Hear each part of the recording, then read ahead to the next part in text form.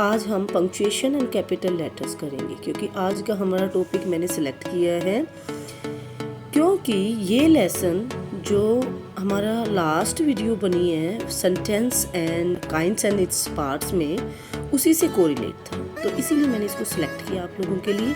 चलो स्टार्ट करते हैं। Punctuation and capital letters must है हमारे लिए, इसकी नॉलेज होना बच्चों को एक बेसिक ग्रामर में आता है ये, और इसके बिना हम कोई भी ग्रामेटिकल मिस्टेक के बिना अगर आपने कुछ भी लिखना है तो उसमें ये बहुत ज़रूरी है कि आपको नॉलेज होना चाहिए।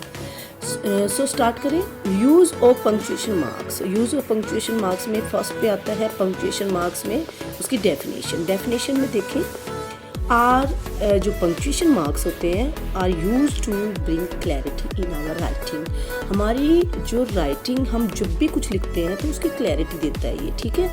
The commonly used punctuation marks are as follows. अच्छा, अब मुझे बताएं कि जैसे क्लैरिटी का मीन्स होता है कि यहाँ पे ग्रामेटिकल मिस्टेक्स मतलब ना करें और उसमें पंक्चुएशंस का यूज़ करें, एंड जो भी पंक्चुएशंस के रूल्स हैं उनको फॉलो करेंगे तो वो हमारी जो राइटिंग करेंगे हम उसको हम क्लैरिटी पाएंगे, क्योंकि उसको ग्रामेटिकल रूल्स के अकॉर्डिंग सही माना जाएगा।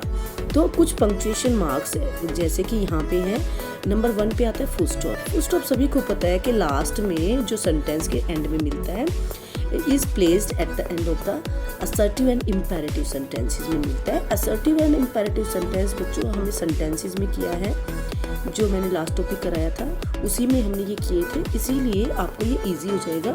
तो असर्टिव का मतलब जैसे कि डिक्लेरेटिव सेंटेंसेस है ना, और उसका इम्पेरेटिव सेंटेंसेस में जैसे कि क्या क्या था, कमांड था। अगर हम किसी को कमांड देते हैं, जैसे कि यहाँ पे भी लिखा है go to your seat, yes, तो यहाँ पे भी लास्ट में फुल स्टॉप ही आएगा, इसमें भी इम्पेरेटिव सेंटेंसेस में भी और असर्टिव में भी, ठीक है।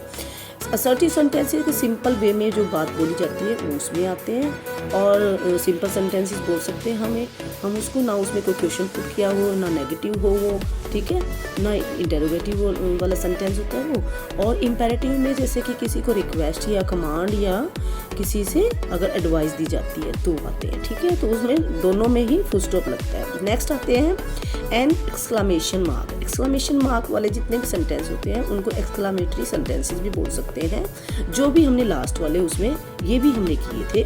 और इसमें ये एक्सक्लामेशन मार्क लगाना कैसे लगाना होता है वो चीज़ बताया इसने। Is placed at the end of an exclamatory sentences होते हैं जिनके लास्ट में ये लगता है। जैसे कि एक्सक्लामेटरी सेंटेंसेस की हमने डेफिनेशन की थी कि ये स्ट्रेस देता है या एक्सप्रेस करता है किसको, स्ट्रॉन्गली इमोशंस को और फीलिंग्स को, यस।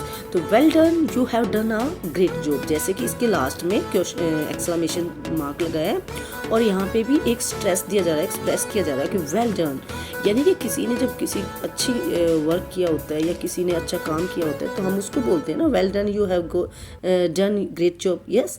और सेकंड वाले पे इस पे है what a lovely weather. What a lovely weather पे व्हाट पे जो स्ट्रेस दे के बोलना होता है, व्हाट अ लवली वेदर। तो इस तरीके का जो भी सेंटेंस होते हैं वो एक्सक्लामेशन मार्क वाले होते हैं, ठीक है। नेक्स्ट आते हैं इसके इंपॉर्टेंट नोट्स में। अब इसके इंपॉर्टेंट नोट्स में देखें, sometimes we put an exclamation mark at the end of short imperative sentences, means imperative sentences में भी इसका exclamation जो मार्क होता है वो exclamation मार्क कहाँ पे लगते हैं, जो exclamatory sentences होते हैं उनमें तो लगता ही है, लेकिन कुछ इम्पोर्टेंट नोट के अकॉर्डिंग ये भी बात बोला है कि समटाइम्स कभी कभार, ये एग्जाम्पल्स में जैसे दे रखा है कि हेल्प, फर्स्ट पे हेल्प है, सेकंड पे स्टॉप है, इट मीन्स कभी कभार हम ऐसे भी यूज़ करते हैं, ठीक है। और ये हेल्प और स्टॉप एक फुल आपको सेंटेंस शो कर रहा है यहाँ पे, और इम्पेरेटिव सेंटेंस को शो करता है, क्योंकि यहाँ पे हेल्प एक रिक्वेस्ट है और स्टॉप एक आप उसको एक कमांड बोल सकते हैं, यहाँ पे कमांड के तौर पे भी बोल सकते हैं। अगर बच्चे कोई भी मिसचीव कोई भी ऐसी हरकतें करते हैं और अगर कोई क्लास में अगर टीचर्स भी उनको स्टॉप बोलेगा तो समझो वहाँ पे कमांड दी जाती है और वो एक पूरा फुल सेंटेंस शो करता है वहाँ पे। तो ये इम्पेरेटिव सेंटेंसेस में आते हैं और यहाँ पे भी कई बार एक्सक्लामेशन मार्क का यूज़ करना पड़ता है, ठीक है। तो ये कोई एक्सेप्शनल रूल्स में आ जाते हैं जो आपको अपने माइंड में रखना चाहिए। थर्ड नंबर पे आते हैं और क्वेश्चन मार्क। क्वेश्चन मार्क वाला सो इजी है क्योंकि ये rule is placed at the end of N interrogative sentence. Yes, ये किसी भी इंटेरोगेटिव सेंटेंस मीन्स जहाँ पे आप क्वेश्चन पुट करते हैं उसको इंटेरोगेटिव सेंटेंस बोलेंगे, और वहाँ पे इंटेरोगेशन मार्क भी लगता है ना लास्ट में, तो जहाँ पे ये लगा हुआ है और ये इंटेरोगेशन मार्क है, ठीक है। और इसको आप किसी भी WH फैमिली से भी इसको क्वेश्चन पुट कर सकते हैं, किसी भी और हेल्पिंग वर्ब से भी, जैसे कि इज़, एम, आर, वोज, वर, इनसे भी, विल, शैल, इनसे भी हम कोई भी क्वेश्चन पुट कर सकते हैं जब हम सब्जेक्ट से बिफोर उसको रखते हैं। और अगर आप WH फैमिली वाला एग्जाम्पल्स देखेंगे तो वो तो यहाँ पे ऑलरेडी दिखा रखा है ना। 1 नंबर पे देखें, what is your father's name, यहाँ पे बोल रहे कि तुम्हारे फादर का नाम क्या है ना, तो इसके लास्ट में क्वेश्चन मार्क लग गया क्योंकि वहाँ पे क्वेश्चन पुट किया गया। ऐसे ही वेयर डू यू लिव, तुम कहाँ रहते हो, यहाँ पे भी क्वेश्चन पुट किया कि तुम कहाँ रहते हो।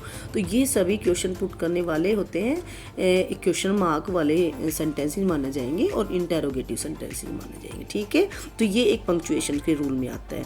अब इसके फोर्थ पे आता है कोमा। कोमा में 1 to 5 पार्ट्स बनते हैं, ये मैंने इसके साथ में नहीं डाले। कोमा का अलग से मैंने पार्ट बनाकर एक अलग से वीडियो बनाया है, तो वो आप प्लेलिस्ट में जाकर आपको ये मिल जाएगा। तो अभी तक का जितना मैंने आपको कराया है इसको रिवाइज़ कीजिए। अगर ये आपको पसंद आया है तो लाइक कीजिए। Thank you.